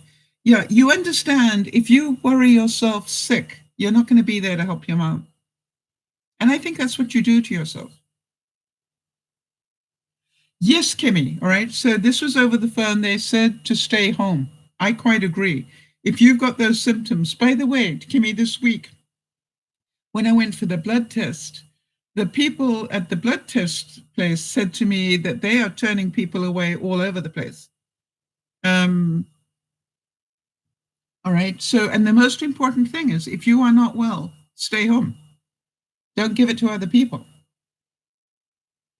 Now, if Nyasha's mom is not well, she needs to go to a clinic, no doubt about it, right? Because she is compromised. But the average person um, is not going to be at high risk. From what I can gather. Now, it's isn't that it isn't serious. Yes, it is. But what it is, it's a type of flu, and it hits the vulnerable um, and mostly the aged. If you look at the people who have died from it, all right, they are mostly people who are at high risk anyway.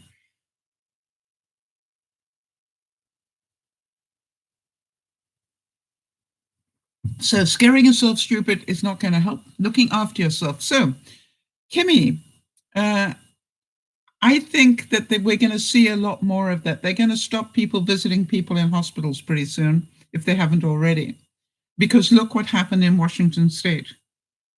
All right. One person who probably didn't know they had it took it into a nursing home, and the next thing we got 10 people dead. That is serious stuff. And they don't have enough testing kits. Exactly. So, look after yourself. So let's talk about that. How can you, I don't know how long it takes to strengthen your immune system. But I do know that I am trying to do everything I can to keep my immune system high. All right. I'm trying to eat well. I'm trying to do exercise. Now you're saying, oh, I can't go out, so how can I exercise? Have you seen your home? And how many times do you need to walk around it? How many times do you need to walk around it, in a day to give yourself enough exercise? Quite often I will go for a walk and I try to put in half a mile a day of intentional steps. All right, not just my day-to-day steps, but what I call my intentional steps. I try to do half a mile. And I got back yesterday and it was under half a mile. So all I did is I kept walking around this place until I brought it up to half a mile. So we don't have to go out to exercise. By the way, how many of you know just doing this, is amazing exercise? It really makes the heart work quite hard. And we have proven this. It's at 61 right now. And we have proven this time and time again.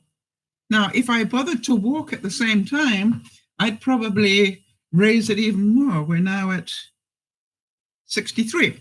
What we're doing is getting the heart to work. And if the heart is working, then I'm doing it the other way, then we are creating healthy movement. And we're now up to 68. And so, you can do exercise. If you think about it, exercise is movement. That's what it is. 72. And what you're trying to do is to get your heart to work, to pump correctly. 75. You see, the more I do, the quicker it's going to mount now, because I've started getting the heart blood pumping. And 80. If I suddenly drop down, 86. So don't tell me that you have to go out to exercise. All right? 92. You can do it standing almost in one spot. 98. I'm going to take it to 100. I'm just proving a point here. So the reason I know this, 103. There we go. The reason I know this is because of Jody. A year ago, Jody needed to get her blood circulating better to help her lymphedema. And we did all sorts of exercises, didn't we, Jody? We did all sorts of little experiments to see what would help move the fluid around her body. And the funny thing is, a mixture of exercise and compression worked. And as you know, and then she got on to looking after her diet a lot better, even better. I got to say that because I think she was already looking after it. But, and she's dropped 100 pounds, Jody, plus. Amazing. I have definitely not done as well as she has, but I am not. And Jody's saying we sure did, and the exercise worked like a charm. So the same thing, and I want to talk about this. You see, it's little things mean a lot. She's lost 132 pounds and she cannot exercise. There are lots of exercise videos on YouTube. Yes, today, if you've got a computer and you do have no excuse not to do exercise, you could do yoga. It's about movement. It's not about high aerobic necessarily. I want to tell you something. I actually will turn my Fitbit on to unpack boxes. Do you know why? Unpacking boxes is as much exercise, it's more exercise than going for a walk. I'm not quite sure why. Because it's about bending and stretching and putting things away and lifting and, and moving from one place to the other. That combination actually works out to be really good exercise.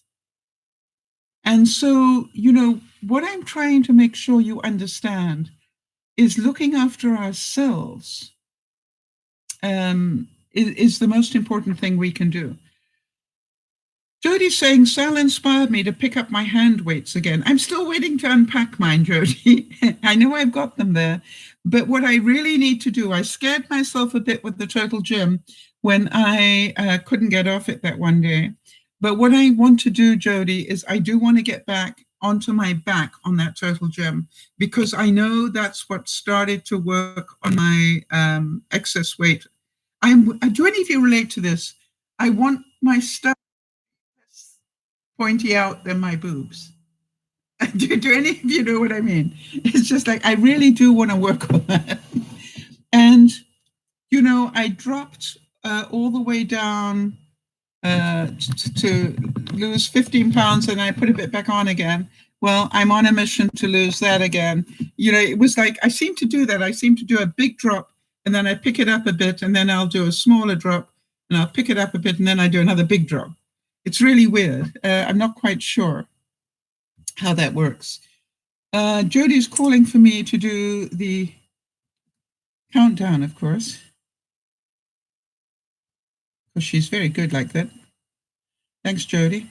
What will we do with that? I don't want to know. All right, so let's have a look at this. Dum, dum, dum, dum, dum, dum, dum.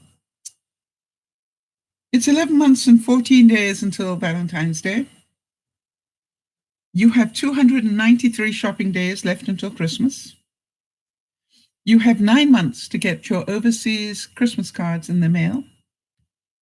For those of you related to the US, you have 8 months and 25 days until Thanksgiving. And for those of us in Canada, we only have 7 months and 9 days until our Thanksgiving. For those of you thinking of filing taxes, I think that in Canada you have 1 month and 25 days. I'm working on mine. And in the US, you have 1 month and 10 days.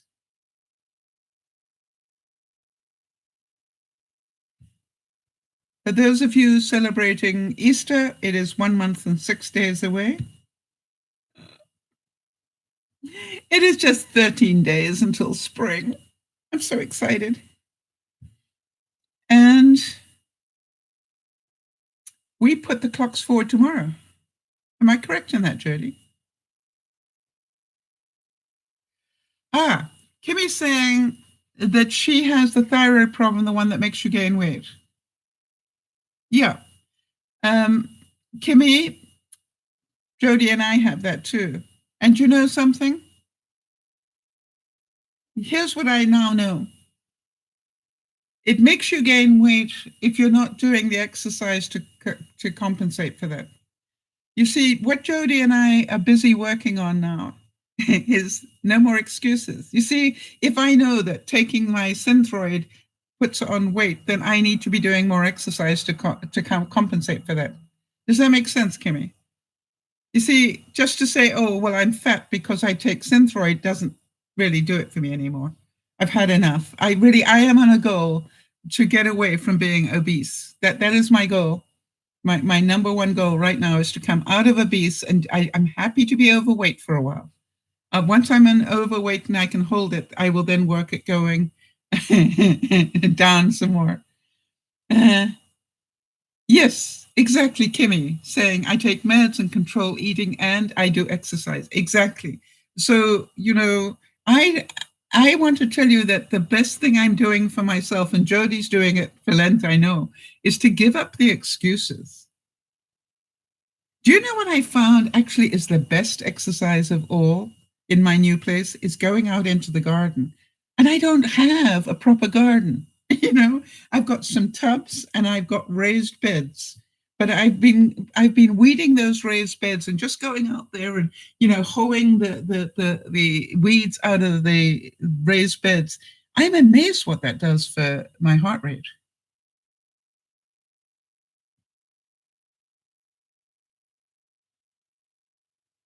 Yeah. So what I do want to make sure that we understand, though, is that we all can worry ourselves stupid about things, and we can worry ourselves stupid about coronavirus, but we're just as likely to get hit by a car or something else. So really, don't go there. This reminds me of the panic of 9/11. And yes, we are at risk. And I want to tell you the biggest risk is to our economy, because I already heard that major events are being closed down. Dougie was telling me he's in fear. Dougie works on the big marathon here in Vancouver, and they're in fear that they will have to shut it down. Um, you know, Sporting events, all that money that gets made at sporting events is about to be shut down. I'm pretty sure people are going to stop going to games. We already hear that the airlines are, down 25% in terms of people booking to get onto flights. Why? That's recirculated air. They don't want the risk. So, you look at it, the effect on our economy is going to be really big. Yes, Jody's saying restaurants are already struggling. All right. So anyway, but I am still going to the Paddy's Day event here. All right. I am not going to be controlled by my fear. I'm going to be careful, but I'm not going to be controlled by my fear. That is my choice. And you know something? If I am meant to die from coronavirus, I will. But I am not going to make myself sick and more vulnerable by worrying about it. And there was part of me that goes, do I want to visit my doctor's office to go and get my medication? If this gets much worse, I might just say, I do not wish to go to the doctor's office to get my medication prescription. But Jody, you and I both know if we don't go there, we've still got to go to the pharmacy to pick up the medication. And that's probably just as high a risk. All right. So this is like, what choice do we have, right? We're either going to get it or we're not. And, the fact that it's going around the world is any major flu goes around the world. Yeah. And so, the fact that Lionel probably wants to use hand sanitizer and everything else, when he comes back from the pharmacy trip or whatever, you guys are smart. You know what to do. And you're still at risk, right? You're still going to have to go to the doctor to get that prescription filled, I would think, unless doctors start telling healthy people not to go near them. And to my mind, that would be clever. Why would you put me at risk? All right. When I am healthy, why would you put me at risk by making me go to the doctor's office? I don't know. But the same thing as he's asked me to go to the hospital to get an x-ray done. You can understand there's part of me that goes, do I want to do that? Do I want to go to a hospital? All right, so Sandy's saying, I picked up extra insulin just in case, slowly buying extra things. Yes, I am making sure that I've got, at least 2 weeks worth of toilet paper in my house, at least 2 weeks worth of food if I need it, at least 2 weeks worth of milk or powdered milk. All right, because if I end up in quarantine, I will need to look after myself for 2 weeks. Okay? And that's our responsibility, is to look after ourselves, not to worry as much about everybody else, is to make sure that we have done the right things. And there will not be enough kits, and there will not be enough respiratory support systems either.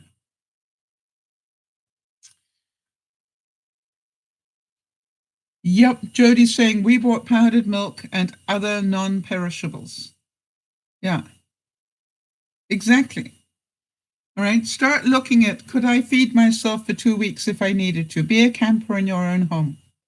Have a look at it. All right. You know, if you are in need of bladder protection or whatever, make sure that whatever you need, that you have enough for 2 weeks. And Kimmy, have they told you to stay in for 2 weeks or just not go to the hospital? They probably don't want you near the hospital because they don't want you infecting anybody else with a flu, if that's what you've got.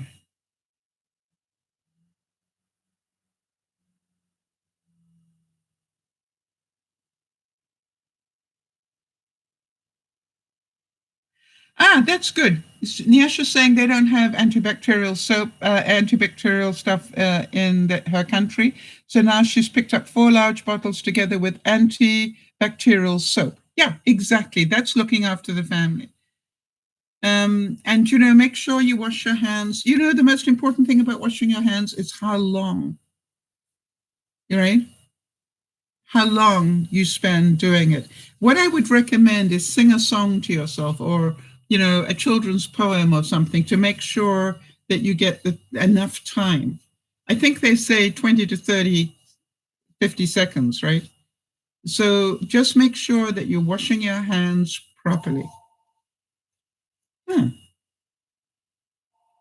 That'll have to go to answering machine.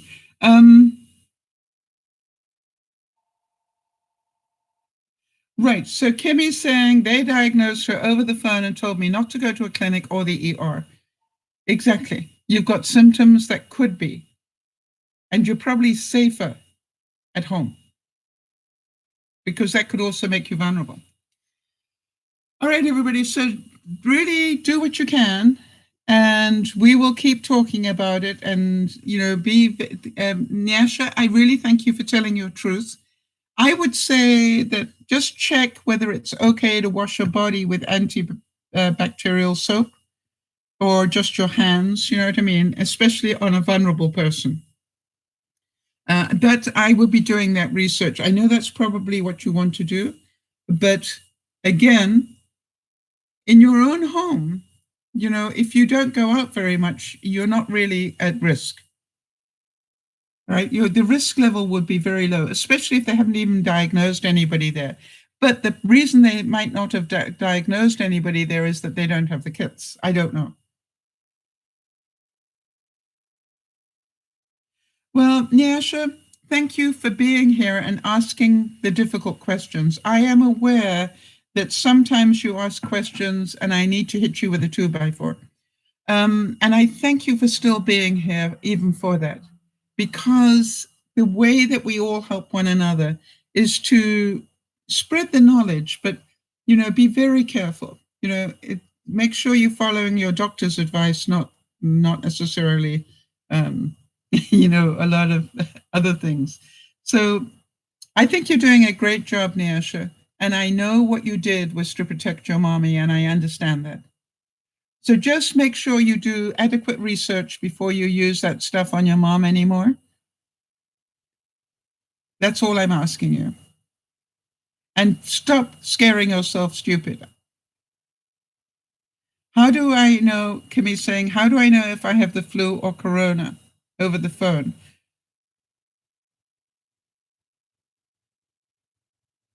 And not report it to the CDC. The reason is that the coronavirus, if you've got it,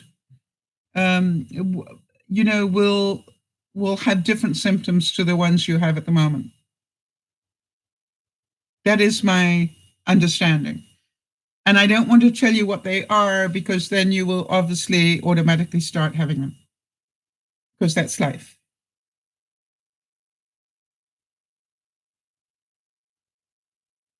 Yep.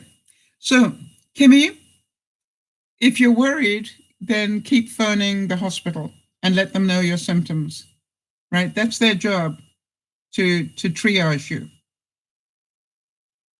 And I'm sure they're overwhelmed as well.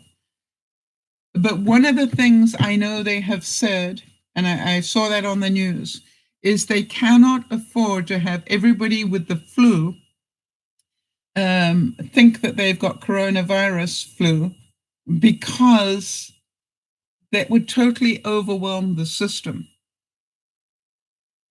And most people who are fairly healthy will, even if they get coronavirus, will not be at risk at all. It'll just be a flu.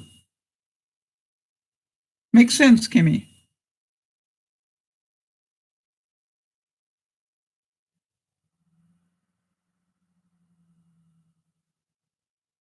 So don't go scaring yourself stupid. Remember that, right? Be careful. If you're really concerned, phone your hospital or your clinic and ask them, you know, these are your present symptoms. Should you be going, you know, but if your hospital has said don't come near us, there is a good reason for that. Okay?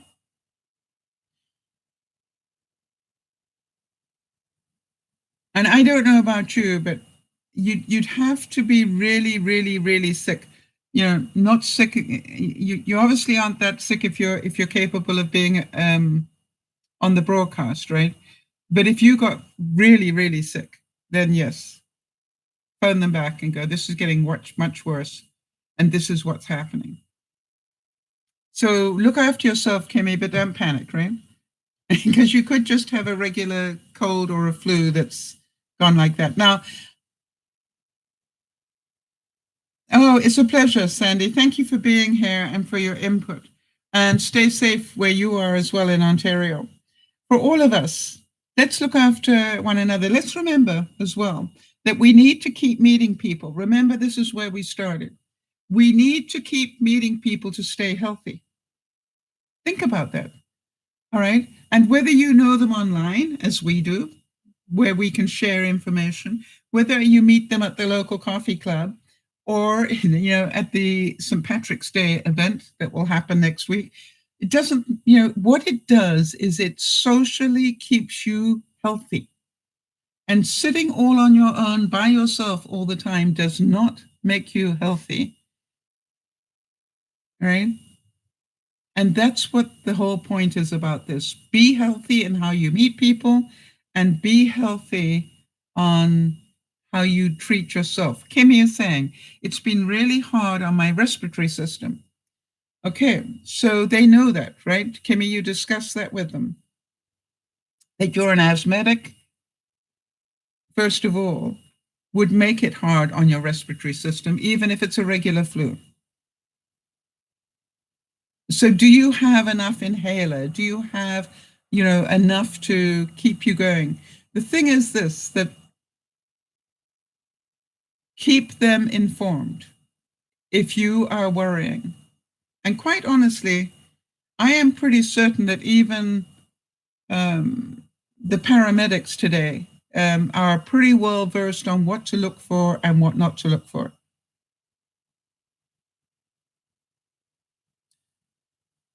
So, you know, I would definitely, Kimmy, make sure that you've got enough inhalers and everything for at least 2 weeks. However that, you know, I would, if your GP is saying, is your general practitioner also telling you not to come in? What they're doing for most people is saying, stay home and stay there for 2 weeks. So,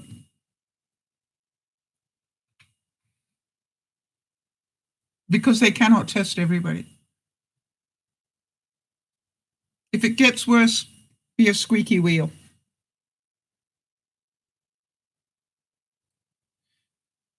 But, you know, when you think about it as well, Kimmy, it could seem worse to you because you already have asthmatic problems, right?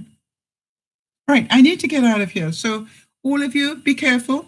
Keep meeting people, stay healthy, stay in connection with people. All right. And whatever you do, try not to scare yourself stupid, because that will just make you sick. And if you get sick, you're going to be vulnerable. Mentally sick will make you vulnerable. You know, I understand what I'm saying. If you scare yourself stupid, you're going to be more vulnerable. So this is like, grow up. If you don't have reason to worry, don't. Kimmy, be more aware. and stay on top of the symptoms and make sure people know. All right. Big hugs, and I hope your husband is doing better. And let us know on an update so that I can share it with people. You're not scared. Good, Kimmy. I feel better to know that. All right. Look after yourself. And let's all remember, people like Leah and her sister have reason to be concerned. They're sitting on a ship, breathing in recirculated air, and the people on that ship have got it. So I hope they're spending they can't get outside to breathe fresh air. Think about that. They are at risk. No doubt about it. This is Dear Mama Sal saying, be grateful for what we have. It could be far worse. And look after one another. But most of all, you look after yourself. Bye-bye for now.